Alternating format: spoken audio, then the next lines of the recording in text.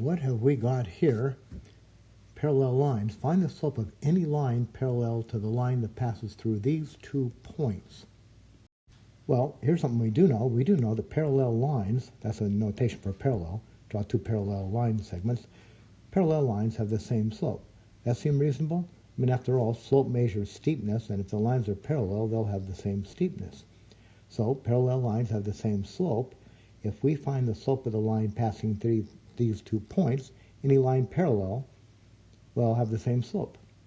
So this is pretty straightforward here. We're going to find the slope using the slope formula, y2 minus y1 over x2 minus x1.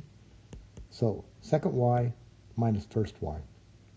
Now, as I look through here, here's my first point, here's my second point. So I'm going to see this one up here as x1 and that y1, right? My first x, my first y, the second x, and the second y. So let's try this then.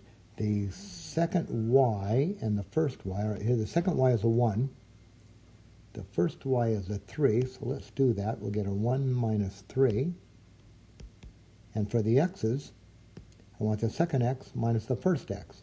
So the second x, as I read it, is negative 8 minus the first x, which is 2. So it's going to be negative 8 minus 2, about negative 4 over negative 10. That'll give us a positive 2/5. So there's the slope of our line. So that implies now that the slope of the line perpendicular, or line parallel, maybe I can write it like this. The slope of the line parallel, any line parallel, is going to be 2/5.